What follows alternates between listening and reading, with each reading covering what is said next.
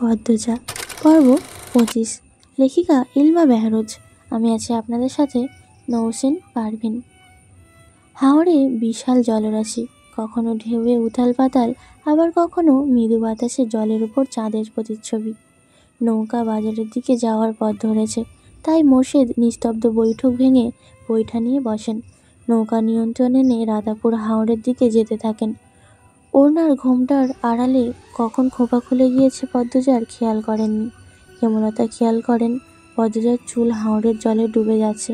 তিনি মৃদুস্বরে পদ্মজাকে বলেন, চুল ভিজে যাচ্ছে পদ্ম। পদ্মজা দ্রুত সামলে নিল, খোপা করে ঘোমটা টেনে নিয়ে বলল, কখন খুলে গিয়েছে খেয়াল করিনি। অনেকক্ষণ কেউ কোনো কথা বলল না। হেমলতা চাঁদের দিকে তাকিয়ে আছেন এক মনে। পদ্মজা ডাকলো, আম্মা। হেমলতা অশ্রুভরা চোখে তাকালেন। পদ্মজা কিছু বলার আগে তিনি বলেন, পূর্ণা গল্প শুনবি? পূর্ণা গল্প বলতে পাগল, সে গল্প শুনতে খুব ভালোবাসে। খুশিতে বাকবাকুম হয়ে বলল, শুনবো। কষ্টের গল্প কিন্তু, গল্প হলেই হইল। হেমলতা হাসেন। পদ্মজা নড়ে চড়ে বসে। সে আন্দাজ করতে পারছে না তার মা কোন গল্প বলবে। হেমলতা হাসেন। পদ্মজা নড়ে চড়ে বসে। সে আন্দাজ করতে পারছে তার মা কোন গল্প বলবে। হেমলতা দুহাতে জল নিয়ে মুখ ধুয়ে নেন। এরপর একবার মোর্শেদের দিকে তাকিয়ে হাসেন। পিছন ঘুরে বসে প্রশ্ন করেন, মুখ না দেখে গল্প শুনতে ভালো লাগবে না? পূর্ণা মুখ গোমড়া করে না বলতে যাচ্ছিল। পদ্মজা এক হাতে খপ করে ধরে আটকে দিল। মাকে বলল, সমস্যা নেই আম্মা, যেভাবে ইচ্ছে বলো। হেমলতা বড় করে দম নিয়ে বলা শুরু করলেন। আব্বার প্রথম স্ত্রী মারা যায় অল্প বয়সে। আব্বা প্রাইমারি স্কুলের শিক্ষক ছিলেন, একজন বুদ্ধিমান উদার মনের মানুষ ছিলেন। আমাকে যৌতুকের জন্য ধাক্কা মেরে বের করে দিলে তার প্রথম স্বামী, মুখে তালাক দিল। বাবার সংসারে এসে সমাজের তোপে পড়তে হয় আম্মাকে। আব্বার উদার মন অবলা অসহায় আম্মাকে বিয়ে করার সিদ্ধান্ত নেন। তিনি আমার নানার কাছে প্রস্তাব রাখেন। নানা সান্ধ্যহন রাজি হয়ে যান। রাজি হবেই না কেন? স্বামীর বাড়ি থেকে বের করে দেওয়া বিবাহিতা নারীকে কেই বা বিয়ে করতে চায়। আম্মা আব্বার বিয়ের বছর ডেরেক হতেই হানি আপার আগমন। তার 2 বছরের মাথায় আমার আগমন ঘটে।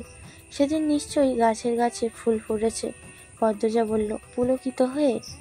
হেমলতা গ্লান হাসেন, বলেন, শুনেছি আমার গায়ের রং দেখে আম্মা নাক কুঁচকেছিলেন। আমার বয়স তখন 3 মাস। আম্মার আগের স্বামী আম্মাকে ফিরিয়ে নিতে আসে। আব্বার তখন আর্থিক সমস্যা বেশি ছিল, দিনে 2 বেলা খাওয়া সম্ভব ছিল না। বিপদে পাশে থাকা আমার আব্বাকে ছেড়ে 2 বছরের এক মেয়ে আর 3 মাসের এক মেয়েকে ছেড়ে স্বার্থপর মা পালিয়ে গেল প্রথম স্বামীর কাছে। আব্বা ছোট সেই 2 মেয়েকে নিয়ে মাঝ নদীতে পড়েন, কিন্তু আল্লাহর সহায় ছিলেন। আব্বা ফুপু চলে আসেন আমাদের কাছে, আবার আমার দায়িত্ব নেন। হুট করেই আব্বার আর্থিক অবস্থা উন্নত হতে থাকে। গৃহস্থীদের রহমত ঝরে পড়ে। 5 বছর পর আম্মা ফিরে আসেন বিধ্বস্ত অবস্থায়। ফর্সা মুখ মায়ের চোখে দাগে দাগে বিশ্রী হয়ে গিয়েছে। শুধু একা আসেনি, 2 বছরের এক ছেলে নিয়ে ফেরেন। তখন আমাদের কুঁড়ে ঘরের বদলে বিশাল বাড়ি হয়েছিল। আব্বা প্রথম মানেননি। আম্মা আব্বার পায়ে পড়ে কাঁদেন, ক্ষমা চান। আব্বা আবার আগের ভুল করেন, মেনে নেন আম্মাকে। আমার ছেলের নাম বিধন ছিল, আব্বা নতুন নাম দেন হানিফ। আম্মা আমাকে সহ্য করতে পারতেন না। আব্বার চোখের মনি ছিলাম। আব্বার আড়ালে আমার দ্বারা নির্যাতিত হতে থাকি। 6 বছর হতে স্কুলে ভর্তি করে দেন আব্বা। হানি আপা তখন স্কুলে পড়ে। আমি। থামলে কেন আম্মা, বলো? পদ্মজা অধৈর্য হয়ে। হেমলতা ভ্রুকুটি করে বলেন, আর বলতে ইচ্ছে হচ্ছে না আম্মার ব্যাপারে। আম্মা অনুতপ্ত এখন, আফসোস করেন, কাঁদেন, বলতে ভালো লাগছে না। শীতল বাতাসে সবার শরীর কাঁটা দিচ্ছে। চাঁদটা ছোট হয়ে গিয়েছে অনেক। মোর্শেদ একধানে বৈঠা দিয়ে জল ঢেলে দিচ্ছেন, দূরে নৌকা নিয়ে এগিয়ে যাচ্ছেন সামনে। হেমলতা আবার বলতে শুরু করেন, ম্যাট্রিক দেওয়ার পর আম্মা পড়াতে চাইনি। আব্বার জন্য ঢাকা কলেজে পড়ার সুযোগ পাই, হোটেলের উঠি। আব্বা নিয়মিত টাকা পাঠাতেন। জানিস পদ্ম, কলেজে আমি সবার ছোট ছিলাম। সবাই হাঁ করে তাকিয়ে থাকতো। শাড়ি পরতাম বলে একটু বড় লাগতো অবশ্যই। সবসময় সুতি শাড়ি পরে বেনি করে রাখতাম, কারোর সাথে মিশতাম না, ভয় পেতাম খুব, ভীষণ ভীতু ছিলাম। রিমঝিম নামে খ্রিস্টান এক মেয়ের সাথে বন্ধুত্ব হয়। মেয়েটা এত সুন্দর ছিল দেখতে, ঠিক পদ্মজার মতো সুন্দর, চোখের মনি ছিল ঘোলা। তার নাকি শ্যামলা মানুষ ভালো লাগে, তাই নিজে যেচে আমার সাথে বন্ধুত্ব করে। কয়েকদিনের ব্যবধানে আমরা খুব ঘনিষ্ঠ হয়ে পড়ি, ইংলিশে যাকে বলে বেস্ট ফ্রেন্ড। রিমঝিমের সাথে মাঝে মাঝে ওর বড় ভাই আসতো, নাম ছিল যিশু। যিশু একদম রিমঝিমের আরেক রূপ, চোখ ধাঁধানো সৌন্দর্য ছিল দুই ভাই বোনের। যিশু ভাইয়া বলে ডাকতাম তাকে। যিশু ভাইয়া মজা করে বলতেন, ধর্ম এক হলেও হেমলতাকে বিয়ে করতাম। পূর্ণা, পদ্মজা, খারাপ লাগছে শুনতে? না আম্মা, এক স্বরে বলল দুইজন। পদ্মজা বলল, পরে কি হয়েছে আম্মা? তখন অলন্দপুর থেকে 2 সপ্তাহ লাগতো রাজধানীতে চিঠি পৌঁছাতে। কলেজের ছুটির পথে হানি আবার চিঠি পাই, পাশে রিমঝিম ছিল। যিশু ভাইয়া সবেমাত্র এসেছেন রিমঝিমকে নিয়ে যেতে। চিঠি পড়ে জানতে পারি আব্বা হাওড়ে গিয়েছিলেন মাছ ধরতে। আব্বার পাশে নৌকায় সুজন নামক এক ছেলে ছিল। আব্বা নৌকায় চেয়ে কয়েক হাত দূরে। তখন ভারী বর্ষণ হচ্ছিল, বজ্রপাত হচ্ছিল একটার পর একটা বজ্রপাত সুজনের উপর পড়ে, সঙ্গে সঙ্গে সুজন ঝলসে যায়। আব্বা ছিটকে পড়েন জলে। দূর থেকে একদল জেলে ঘটনাটি দেখতে পায়। তারা আব্বাকে তুলে নিয়ে যায় বাড়িতে। এরপর থেকেই আব্বা কানে শুনতে পায় না, ঠিক করে হাঁটতে পারে না, মস্তিষ্ক অচল হয়ে পড়ে। এই খবর শোনার পর হাউমাউ করে কান্না শুরু করি। যিশু ভাই সব শুনে আমার কান্না দেখে বলেন, বিকেলের ট্রেনে অলন্দপুরে নিয়ে যাবেন। আমি তখনও কাঁদছিলাম। একবার শুধু অলন্দপুরে যেতে চাই, আব্বাকে দেখতে চাই। যদিও জানতাম অনেকদিন হয়ে গিয়েছে এই দুর্ঘটনার। আটপাড়া পৌঁছাতে পৌঁছাতে অনেক রাত হয়ে যায়। বাড়ি এসে দেখি সদর ঘরের দরজায় তালা মারা, কেউ নেই বাড়িতে, মুরগি আর গরু ছাগল ছাড়া। বারান্দার ঘরে দরজা ছিল না, ঘরও বলা যায় না, শুধু একটা চৌকি ছিল। বড্ড ক্লান্ত ছিলাম, চৌকিতে শুয়েই ঘুমিয়ে পড়ি। ঘুম ভাঙে আম্মার চেঁচামেচিতে। যিশু ভাই নিজের অজান্তেই আমার পাশে কখন ঘুমিয়ে পড়েন বুঝিনি। তিনি আমার মতোই ক্লান্ত ছিলেন। আমার জন্মদাত্রী মা গ্রামবাসী ডেকে চেঁচাতে থাকেন। হাতে নাতে ধরার মতো অবস্থা ছিল। অবস্থা বেগতি দেখে ভড়কে যায়। কিছু বলতে পারিনি। যিশু ভাই সবাইকে অনেক বোঝানোর চেষ্টা করে, কেউ বোঝেনি। তখন নিয়ম খুব কঠিন ছিল। যিশু ভাই খ্রিস্টান শুনে সবাই আরও ক্ষেপে যায়। আব্বার সামনে আমাদের দুজনের মাথা ন্যাড়া করে দিল গ্রামবাসী। কোমর সমান চুল ছিল আমার। মাথা ন্যাড়া করতে গিয়ে মাথার চামড়া ছিলে ফেলে, রক্ত আসে গল গল করে। আমার তখন হুঁশ আসে, আমাকে বাঁচাতে আসে, পারেনি। গায়ের রং কালো, তার উপরে রক্তাক্ত ন্যাড়া মাথা, কি যে বিশ্রী রূপ হয়েছিল। আমি আমার একমাত্র ভরসা আব্বাকে চিৎকার করে ডেকে কেঁদেছি। আব্বা শোনেনি, আমার দিকে হাঁ করে শুধু তাকিয়েছিল। যিশু ভাইয়াকে অনেক মারধর করে। সেদিন রাতেই আহত যিশু ভাইয়াকে ছুঁড়ে ফেলে আসে নদীর পাড়ে, গরুর ঘরে গোবরের উপর বেঁধে রাখা আমাকে। দূর দূরান্তরে মানুষ দেখতে আসে। আমি তখন নিঃশ্বাসে নিঃশ্বাসে নিজের মৃত্যু কামনা করেছি। একবার বাঁধন ছাড়া হলে আত্মহত্যা করব ভাবি। হাত বাঁধা ছিল, দাঁত দিয়ে নিজের হাঁটুতে বোকার মতো কামড় দিতে থাকি, একটার পর একটা, যাতে মরে যায়। যেই দেখতে আসতো সেই বিশ্রী গালি দিয়ে যেত। কেউ কেউ লাথি দিয়েছে। রাধাপুরের হারুন রশিদ আছে না, ওনার আব্বা তখন অলন্দপুরের মাতব্বর ছিলেন। ওনার গোয়াল ঘরেই বন্দি ছিলাম। 2 দিন পর আমাকে ছাড়া পেয়ে ইচ্ছে হচ্ছিল গলায় কলসি বেঁধে ডুবে গিয়ে নদীতে ঝাঁপ দিই, কিন্তু পারিনি। শরীরে একটু শক্তি ছিল না। দৌড়ে পালাতে গিয়ে হুমড়ি খেয়ে পড়ি গোয়াল ঘরের বাইরে। ধারালো কিছু একটা ছিল মাটিতে পড়তে হাতের বাহু ছিঁড়ে গেল, গল গল করে রক্তধারা নামে। এই যে আমার দাগ, এটা সেদিনই হয়েছিল। হেমলতা মেয়েদের ডাক্তার দেখানোর জন্য ঘুরে তাকান, দেখেন তার 2 মেয়ের মুখে হাত চেপে কাঁদছে। হেমলতা হাসার চেষ্টা করে বলেন, তোরা মরা কান্না শুরু করছিস কেন? হেমলতার কথা শেষ হতে ঘূর্ণিঝড়ের মতোই 2 মেয়ে ছুটে আসে তার দিকে। নৌকা দুলে ওঠে। হেমলতা চমকে গিয়ে দ্রুত নৌকা ধরেন, চিৎকার করে ওঠেন, আরে! কথা শেষ করতে পারেননি, তার পূর্বেই বুকে ঝাঁপিয়ে পড়ে 2 মেয়ে। জড়িয়ে ধরেই আম্মা আম্মা বলে কাঁদতে থাকে। 2 মেয়ে এত শক্ত করে জড়িয়ে ধরেছে যে হেমলতার মনে হচ্ছে খুবই দম বেরিয়ে যাবে। থামার কোনো লক্ষণ নেই। হেমলতা 2 জনেরই পিঠে হাত বুলিয়ে সান্ত্বনা দেন। কিছুতেই কিছু হয় না, তারা কেঁদে চলেছে। হেমলতা মুর্শিদের উদ্দেশ্যে বলেন, নৌকা ঘুরাও, এদের আর কিছু বলবো না, আর ঘুরাবো না। পদ্মজা ঠোঁট কামড়ে কান্না আটকে বলল, আর কাঁদবো না পূর্ণা, আর কাঁদিস না, কিন্তু তোমাকে জড়িয়ে রাখবো। হেমলতা পদ্মজার মাথায় চুমু দিয়ে বলেন, আমাদের এক ঘরে করে দেওয়া হলো, বাজারে ভেষজ উপায়ে আব্বার চিকিৎসা চলছিল, সেটাও বন্ধ হয়ে গেল। কেউ আমার পরিবারের মুখও দেখতে চায় না, দেখলে এটা ওটা ছুড়ে দিত। বলা হয়নি সেদিন রাতে আব্বা আম্মা হানিফ মামার বাড়ি ছিল, মামা বাড়ি পাশে। বাড়িতে ডাক্তার ছিল একজন, আব্বাকে দেখাতে গিয়েছিল। হানি আবার বিয়ে দেওয়ার জন্য আম্মা উঠে পড়ে লাগে। তখন হিমেল আম্মার পেটে 7 মাস চলে। আমার উপর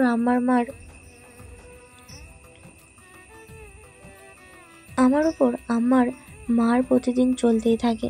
আমার জন্য পরিবারের এত ক্ষতি হলো। হানিফ স্কুলে যেতে পারে না, সবাই দূর দূর করে। হানি আবার বিয়েও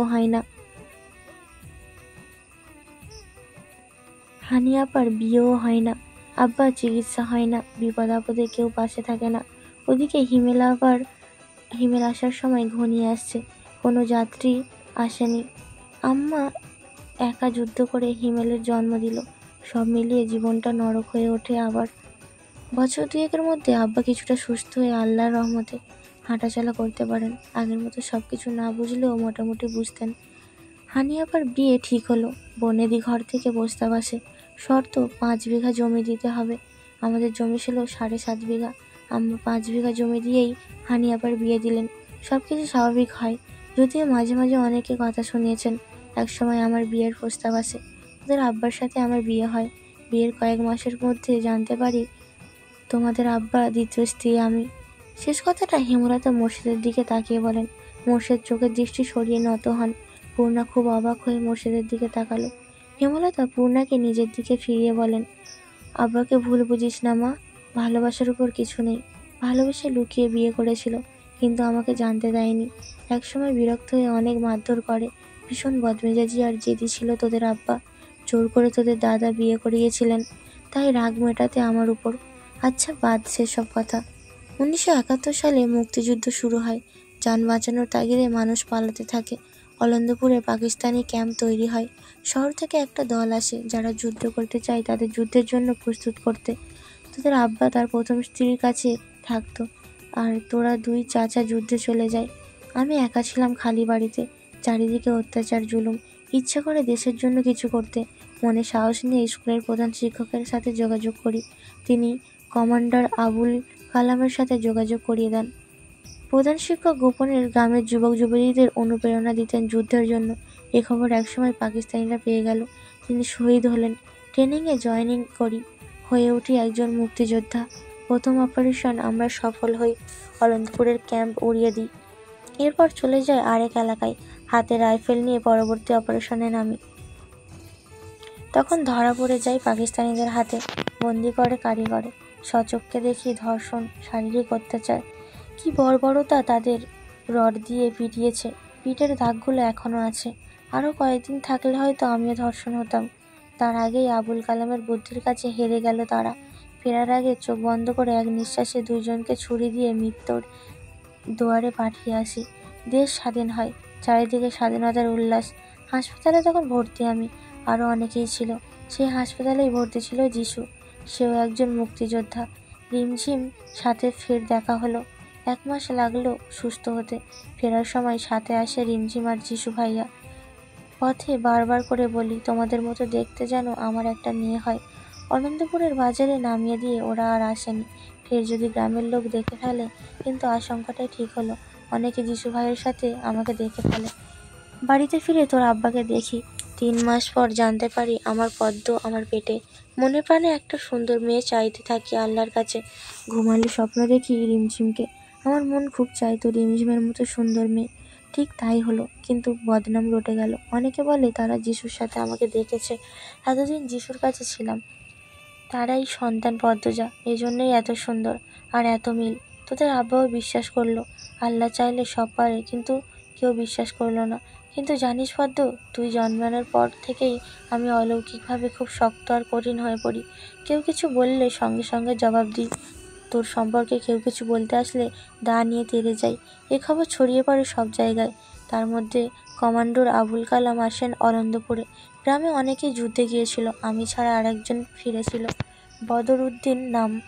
বদরুদ্দিন এবং আবুল কালামের কাছে থেকে গ্রামবাসী জানতে পারে আমিও যুদ্ধ করেছি। হেমলতা একজন মুক্তিযোদ্ধা। এ খবর শোনার পর থেকেই সবাই মোটামুটি সীমিত করে চলতে থাকে। একটা শক্ত জায়গা দখল করে বাঁচতে থাকি। প্রতিটি ঘটনা আমাকে ভেতরে ভেতরে শক্ত করেছে।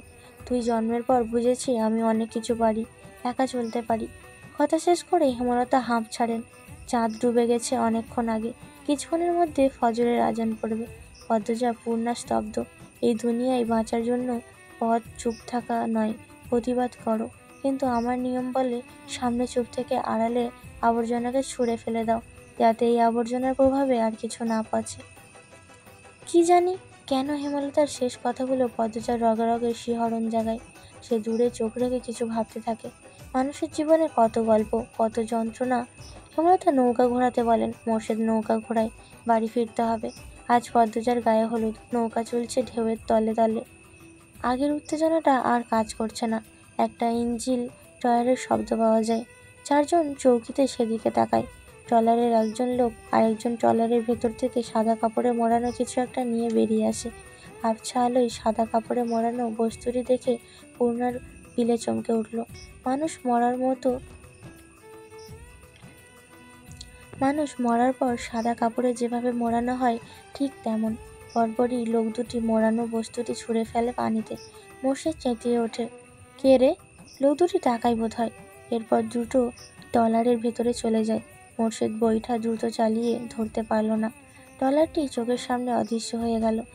যেখানে সাদা কাপড় মোড়ানো বস্তুটি ফেলা হয়েছে সেখানে মোর্শেদের নৌকাটি পৌঁছাতেই হুট করে পদ্মজা ঝাঁপিয়ে পড়ে পানিতে। হেমলতা আকস্মিক ঘটনায় চমকে যায়। আতঙ্ক নিয়ে ডাকেন, পদ্মজার দেখা নেই। তিনি নৌকা থেকে ঝাঁপ দিতে যাবেন, তখনই পদ্মজা ভেসে ওঠে, হাতে সাদা কাপড়ে মোড়ানো বস্তুটি। পদ্মজা মুখ তুলেই হেমলতাকে বলল, আম্মা, আমি ঠিক ভেবেছি এটা লাশ। পূর্ণা লাশ শুনে কাঁপতে থাকে, অথচ পদ্মজার স্থির ঠান্ডা। এই শেষ রাত্রিরে নদীর জলে ভেসে আছে দুই হাতে মৃত মানুষ, জড়িয়ে ধরে। এই পর্যন্তই ছিল আমি পদ্মজা পর্ব 25। পরবর্তী পর্বগুলো শোনার জন্য চ্যানেলে চোখ রাখবেন। সবাই ভালো থাকবেন, সুস্থ থাকবেন।